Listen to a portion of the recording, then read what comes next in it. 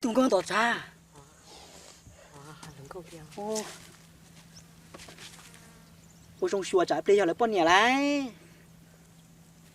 Thì giờ lồng câu, lỡ con nhà nó tôi nhớ tỏ chị. Tôi tỏ sẽ bỗng mới đi tìm một chùa chứ là. Giờ lên gai rồi. Từ giờ lỡ con nhà từ giờ lồng câu lắm. Bấy một thảo, bấy một chùa kia chứ mà.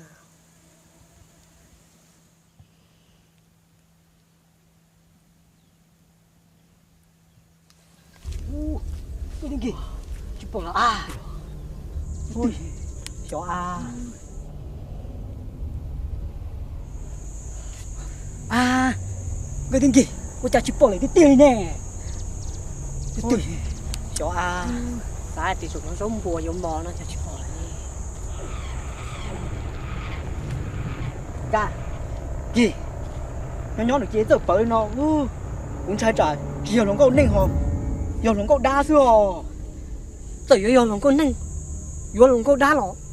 Bấy một thiệt tao chị. Cú ta chị. Ca ta chị. Cơ ta chị. Kỳ sư mô.你也是不给这修死爹？ Tao khóa rồi kìa. Đó. 大虎大蛇，大虎呢？ Tao khóa rồi. Tao khóa rồi.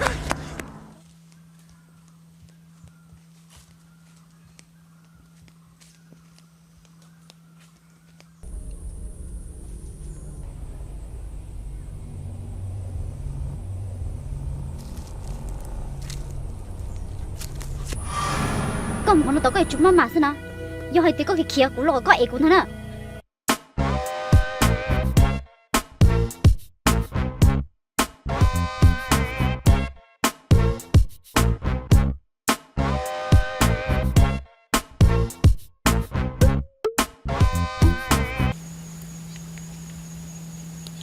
Cả liệt lô tí mùa nâng khom mi tu sửa la theo thì cả liệt trở tay cái cú mùa chỉ tao nâng lại theo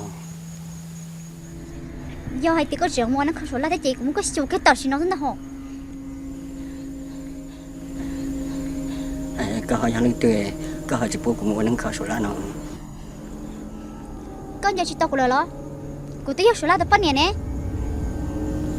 có những thứ nhà sửa la nó bây giờ có hỏi chỉ bố của mùa nâng khom sửa la mà nó Của chúng mới sợ dùng đâu có thả rồi nè.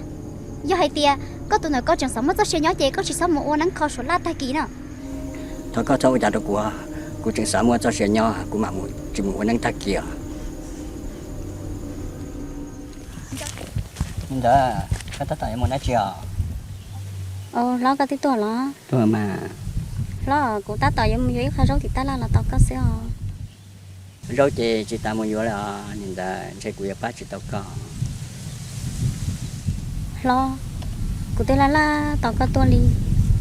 Giờ có tác tận chứ giờ tính mình xử lý món cho món kề, hùa cho có cho lên sợi nên chú khó tí cho phải có xia có trái là món có nó cho là món nếu hùa có cho lên sợi cho nên sử một tập có ít sát đũa cho có món lên sức cư món tá hao trong hùa này ạ thì chờ có làm cho của chỉ lúc chua nó nhà con chứ giờ tính mình xử lý của thằng nó chỉ lúc chua nó lúc chua thì ba tao trong cơ nữa nhà lúc chua nó có là vừa trời ý tao chua lên nó chuyển đi tụng cây giờ bé bùa tránh ý tao này ạ nhớ có giờ cho chứ tao là nó chỉ có giờ tao tụng cây rong cao giờ ó bùa chứ cho tránh thế có giờ tao ý thao rứ mù lên nó cho một cái tao sẽ giờ chua hào thế nữa nhớ có giờ cho chứ tao chua lên nó là nó chỉ có giờ tao tụng cây giờ ó bùa chứ cho tránh thế cái tao ý thao rứ mù lên nó thế này ạ nhớ có sao tao chỉ mang mang xong để tôi cho của tôi phê là giờ hú cho của tôi mới sợ tông ra cá nó